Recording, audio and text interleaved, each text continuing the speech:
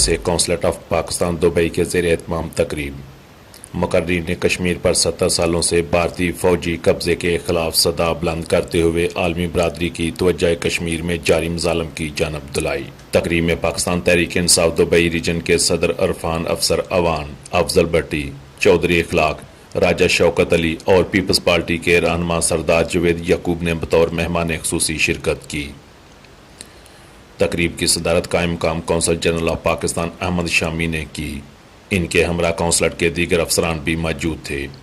تقریب کے آخر میں شہداء کے بلند درجات کے لیے دعائیں اور کشمیر بنے گا پاکستان اور پاکستان زندہ باد کے نعرے بھی لگائے گئے۔ اس حوالے سے رپورٹ دیکھتے ہیں 87 نیوز دبئی کے بیورو چیف شیخ خرم طارق کی۔ وہ پورا کشمیر میں بھی بھیجو، ہمیں اگر کمرہ چاہیے ہمیں کرائے کے لیے اردو میں یا بنگلور میں بمبے میں جب شام کا ٹائم نظر آئے گا ہندوستان کا کبھی نہیں ہوتا کہ ہمارا کیونکہ اس ملک متحدہ عرب امارات میں ہم رہتے ہیں، یہاں پہ میں جنہوں نے ہر مشکل وقت میں پاکستانی قوم کا شکریہ ادا کیا۔ قونصل جنرل صاحب آپ حکومت پاکستان دلاتے ہیں کہ ہم ان دونوں ملکوں کے لیے اگر ان دونوں ملکوں کے لیے پاکستانی نوجوانوں کا اور اس موقع پر جناب اللہ دعا کریں گے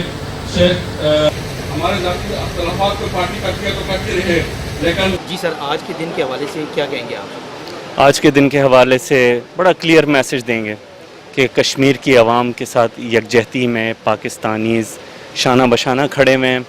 ہم اپنے بھائیوں کے لہوؤں کا، اپنی بہنوں کی جو عصمت گری ہوئی ہے اس کے لیے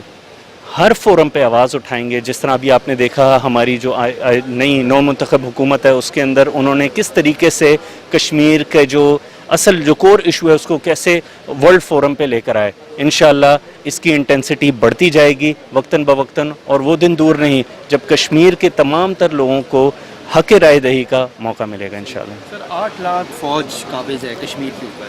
تو آج کل جو ظلم و ستم ہو رہے ہیں تو اس کے بارے میں کیا کچھ؟ جی بالکل، جو recently doctor P H D doctor کو بھی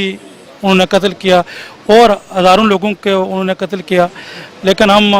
توقع کرتے ہیں جیسے بھائی صاحب نے ذکر کیا کہ پاکستان گورنمنٹ نے یونائٹڈ نیشن میں بھی بہت اسٹرانگلی سٹینڈ لیا کہ جو کشمیر میں ظلم و ستم ہو رہا ہے، اور ہم اس حکومت سے یہ ایکسپیکٹ کرتے ہیں کہ اگر ہم یہ امید رکھتے ہیں کہ انڈیا یہ ظلم و بربریت جاری رکھے اور وہ میز پر بھی نہ آئے، تو ہم یہ ایکسپیکٹ کریں گے پاکستان سے کہ وہ دنیا کی عالمی تنظیموں سے رابطہ کرے، انسانی حقوق کی تنظیموں سے، کہ وہ انڈیا پر پریشر ڈالے جس طرح وہ ریاستی دہشت گردی کر رہا ہے وہاں پر۔ اس لیے وہ یہ آواز انٹرنیشنل فورم پر اٹھائیں تاکہ انڈیا کو ایک دہشت گرد ملک قرار دیا جائے اور کشمیریوں کو ان کا حق ارادے کے لیے ان کا ماحول بنایا جائے، جس کے لیے وہ 71 سال سے جدوجہد کر رہے ہیں۔ پوری دنیا میں کشمیری جو ہے وہ بلیک ڈے بنا رہے ہیں۔ آپ نے دیکھا کہ اوورسیز میں اور پاکستان میں بلیک ڈے بنایا جا رہا ہے، اور اس دن کا بنانے کا مقصد یہ ہے کہ جو بھارتی دہشت گردی اور ریاست دہشت گردی ہے اس کی توجہ جو ہے اقوام عالم کی طرف متوجہ کرائی جائے، تاکہ وہ جو اقوام متحدہ کے اندر جو بھارت نے ایک قرارداد کے اوپر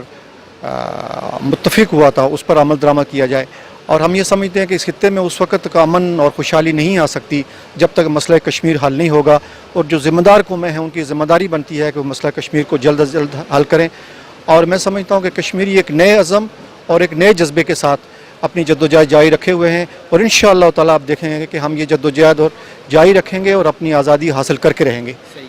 سر، آپ سے بھی ہے کہ اس دن کے حوالے سے آپ کچھ کہیں، اور یہ آپ موجودہ حکومت کی جو پالیسیاں ہیں آپ اس پہ متفق ہیں؟ دیکھیں بات یہ ہے کہ آج کا جو دن ہے یہ تاریخ کشمیر میں بڑی اہمیت کا حامل ہے۔ آج سے 70 سال پہلے جو ریاست جموں و کشمیر پہ قبضہ کیا گیا تھا اس کے خلاف پوری دنیا میں مقیم کشمیری جو ہیں وہ یوم احتجاج بناتے ہیں، اور اس طرح میرے فاضل دوست نے فرمایا کہ اس کا ایک مقصد ہے، وہ مقصد یہ ہے کہ ہم کبھی تحریک آزادی کشمیر سے بیگانہ نہیں ہو سکتے، ہم کبھی اس سے ان ٹچ نہیں ہو سکتے۔ اس تسلسل کو جاری رکھنے کے لیے جو ہے وہ پوری دنیا میں مقیم کشمیری جو ہیں وہ آج یوم سیاہ بناتے ہیں۔ جہاں تک حکومت کی پالیسی کی بات ہے، ابھی تو نئی حکومت آئی ہے تو اس پہ کوئی بات کرنا میرے خیال میں کوئی زیادہ مناسب نہیں ہے۔ شکریہ سر۔